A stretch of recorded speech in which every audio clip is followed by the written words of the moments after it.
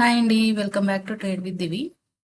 ఇవాళ Nifty morning around ఈ ఏరియాలో ఓపెన్ అయ్యి రీటెస్ట్ చే రెసిస్టెంట్‌ని రీటెస్ట్ చేయడానికెళ్ళిందండి. అండ్ అక్కడ నుండి మళ్ళీ రిజెక్షన్ తీసుకొని ఎగ్జాక్ట్‌లీ ప్రీవియస్ లోకే వచ్చి అక్కడ నుండి మళ్ళీ సేమ్ అదే రెసిస్టెంట్‌కొచ్చింది. అంటే ఆల్మోస్ట్ సైడ్ వేస్ జోనే ఉంది.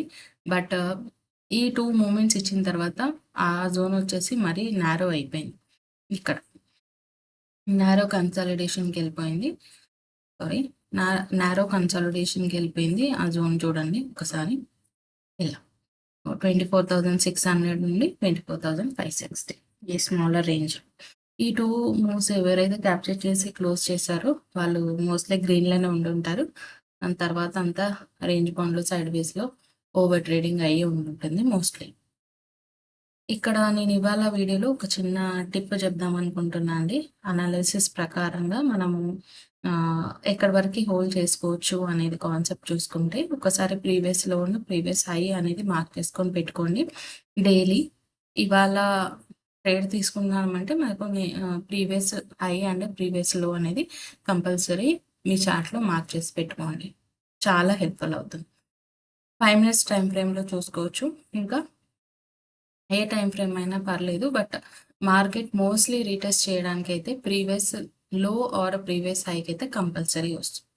అదొక్క జోన్ వరకి వెయిట్ చేసి అక్కడ నుండి చూసుకోవచ్చు. ఇక్కడ చూడండి ఏ రోజు 7th ఫ్రైడే రోజు రీటెస్ట్ చేయడానికి వెళ్ళింది. అక్కడ నుండి మళ్ళీ లోకొచ్చింది. సో, ఇలా మీరు జస్ట్ ట్రేడ్స్‌ని క్యాప్చర్ చేయడానికి ఇట్లాంటి టిప్ హెల్ప్‌ఫుల్ అవుతుంది. మోస్ట్‌లీ మీరు అందరికీ తెలిసే ఉండుండొచ్చు.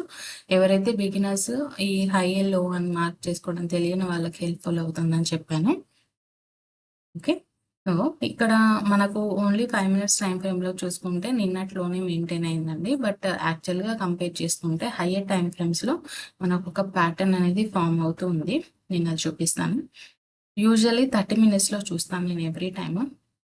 ఇందులో అయినా క్లియర్‌గానే కనిపిస్తుంది. But better I'll go with 1 hour time frame. చూడండి ఇక్కడ. మోస్ట్‌లీ మనకి ఇక్కడ నుండి హయ్యర్ హైస్ ఫార్మ్ అవుతూ వచ్చి రేంజ్ బౌండ్‌లో పెట్టేసారని ప్రీవియస్ అనాలిసిస్‌లో మాట్లాడుకున్నాం గదా! ఇవాళ అబ్జర్వ్ చేస్తే ఈ రేంజ్ బౌండ్ వచ్చేసి ఎలా అవుతుంది చూడండి. ఒక ట్రయాంగిల్ ప్యాటర్న్ అయితే ఫార్మ్ అయింది. ఈ హై నుండి మనం ఇవాళ ఫార్మ్ అయిన లోకి చూసుకుంటే ఒక ట్రయాంగిల్ అండ్ ఈ లో కన్సిడర్ చేద్దాము. ఇక్కడ నుండి సో, ఇది కూడా డిసెండింగ్ ట్రయాంగిల్ ప్యాటర్న్ ఫార్మ్ అవుతుంది. డిసెండింగ్ ట్రయాంగిల్‌లో స్పెసిఫిక్‌గా ఒకే డైరెక్షన్ ఉంటుందని నేనైతే చెప్పలేను. ఏ సైడ్ బ్రేక్‌ఔట్ అయితే ఆ సైడ్ మంచి స్కోప్ వచ్చే ఛాన్స్ అయితే ఉంటుంది. హై ఆర్ లో వరకి. సో, ఇది ఒక్కసారి మీ చార్ట్‌లో మార్క్ చేసుకొని పెట్టుకోండి. దీంట్లో మనము ప్రాపర్‌గా ఎంట్రీ అనేది ఎక్కడ ఫార్మ్ చేసుకోవచ్చు అనుకుంటే, ఎక్కడి వరకు వెయిట్ చేయాలి అనుకోండి. ఈ ప్రీవియస్ హై ఆహ్, బ్రేక్ అయ్యే దాకా చూసి రీటెస్ట్‌లో చూసుకోవచ్చు. అండ్ ఒకవేళ లో సైడ్ వచ్చిందనుకోండి, ప్రీవియస్ లో అనేది ఇది యాక్చువల్‌గా ప్రీవియస్ లో ఇది బ్రేక్‌ఔట్ అయ్యేదుంటే ఈ జోన్‌లో మనము ఎంట్రీ ప్లాన్ చేసుకోవచ్చు. మనకు టార్గెట్స్ అనేది ఈజీగా ఈ గ్యాప్ ఫిల్లింగ్ ఇక్కడ వరకు వచ్చేసి ఉంటుంది. ఈ గ్యాప్ ఫిల్లింగ్ కోసం. సో, అలా చూసుకొని మీరు ఈ ప్యాటర్న్‌ని బిలీవ్ చేస్తారు అనుకుంటే అలా చూసుకొని పెట్టుకోండి. ఇంకా coming to levels as usual previous నుండి చెప్తూనే ఉన్నాను. ప్రీవియస్ అనాలిసిస్ నుండి చెప్తూనే ఉన్నాను. అంటిల్ అన్లెస్ మనకు 24,620 ఆర్ 24,520 ఈ 2 జోన్స్ బ్రేక్ డౌన్ అయ్యే వరకు మనం ఒక ప్రాపర్ పొజిషనల్ ట్రేడ్ అనేది అయితే దొరకదు మార్కెట్‌లో. దానికోసమనే వెయిట్ చేయాలి. సో, ఇక్కడ నారో రేంజ్ అయిపోయింది కాబట్టి మోస్ట్‌లీ రేపు నిఫ్టీ ఎక్స్‌పైరీ కాబట్టి ఛాన్స్ అయితే ఎక్స్‌పెక్ట్ చేసే స్కోప్ ఉంటుంది. చూద్దాం. అట్‌లీస్ట్ రేపైనా ఏదైనా బ్రేక్‌ఔట్ ఆర్ బ్రేక్ డౌన్ అవుతుందా లేదా? So, breakout or break down అయిన తర్వాత ఫస్ట్ 520 ఆర్ 500 బ్రేక్ డౌన్ కోసం చూద్దాము. 500 బ్రేక్ డౌన్ అయిపోయిన తర్వాత మనకు 480 will be our first target. Next target 400 and next target 350. 480, 400, 430 or 400 and next 350 will be our downside targets. ఇది కూడా బ్రేక్ డౌన్ అయిపోయింది అనుకోండి, ఒకవేళ పెద్ద క్యాండిల్ వచ్చేసి ఇక మనకు నెక్స్ట్ వచ్చేసి 24,200 వరకు వచ్చే స్కోప్ ఉంటుంది. And last scope will be 24,000. Okay, లేదు ఇదంతా కాలేదు, మనకు అప్ సైడ్ వచ్చింది అనుకోండి, ఈ హై బ్రేక్ అయ్యి మనకు రీటెస్ట్లో scope positional trade find out చేసుకోవడానికి పాసిబిలిటీ వచ్చింది అనుకోండి, 24,677 will wait for 24,700 for positional trade. 24,700 కనుక బ్రేక్అవుట్ అయ్యింది అనుకోండి, we can wait for 24,377 and 24,860, 24,900 and final would be 25,000. ఇది రేపే వస్తుందని చెప్పలేము, మోస్ట్ ప్రాబబ్లీ మనకు ఒక బులిష్ వ్యూ అనేది ఎక్స్పెక్ట్ చేసుకుంటే ఈ జోన్ తర్వాత మనకు వచ్చే నెక్స్ట్ లెవెల్స్ అయితే ఇవి ఉంటాయి. కమింగ్ టు సెన్సెక్స్, ఇక్కడ కూడా సేమ్ అండి, 5 minutesలో రేంజ్ బౌండ్లో కనిపిస్తుంది, స్మాలర్ రేంజ్ బౌండ్. అదే మనం హైయర్ టైం ఫ్రేమ్స్ చెక్ చేసుకుంటే 1 hourలో చూసుకుంటే ఇక్కడ కూడా ఆల్మోస్ట్ నిఫ్టీలో ఫామ్ అయినట్టు అయింది, కానీ కొంచెం చేంజ్ ఉంటుంది అంతే, అంత క్లియర్గా రాలేదు ఇందులో. బట్ రేంజ్ అయితే నారో రేంజ్ అయింది. ఇక్కడ కొంచెం చూసుకుంటే మనకి ఏ రోజు అంటే 6th August రోజు బ్రేక్అవుట్ అయినట్టు అయింది. ఇది ఫాల్స్ బ్రేక్అవుట్.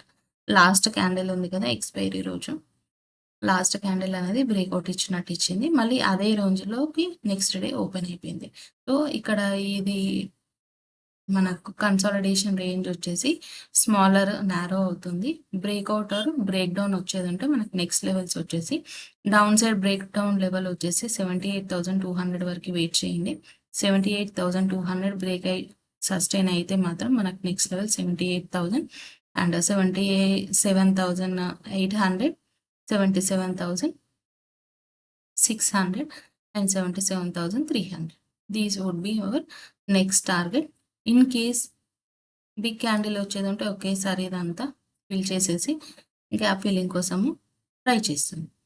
లేదు ఇదంతా కాలేదు, యాజ్ యూజువల్గా మనకు అప్ సైడ్ బ్రేక్అవుట్ అయింది అనుకోండి, wait for 78,750 breakout and retest.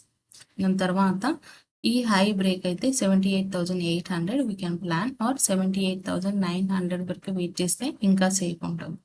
78,900 అయిన తర్వాత 79,000 అండ్ 79,200, 79,500 వరకు టార్గెట్స్ ఇచ్చే స్కోప్ అయితే మార్కెట్లో కనిపిస్తుంది. ఎందుకంటే ఇన్ని రోజులు కన్సాలిడేషన్ తర్వాత ఒక బ్రేక్అవుట్ అయితే ఇవ్వాలి. దీనిలో చూస్తే ఇంకా ఫ్లాగ్ అండ్ పోల్ అయితే కనిపిస్తుంది. ఇంకా మనం ప్యాటర్న్స్ వేసుకున్న కొద్దీ ఏదో ఒక ప్యాటర్న్ అయితే కనిపిస్తుంది, కానీ వెలిసి బ్రేక్అవుట్ ఆర్ బ్రేక్ డౌన్ ఏదవుతుందో దాని ప్రకారంగా మనం ట్రేడ్ అనేది ప్లాన్ చేసుకోవడం బెటర్. ఈ సిఏఎస్ స్టార్ట్ అయినప్పటి నుండి మనకు మార్కెట్ బాగాలేదండి.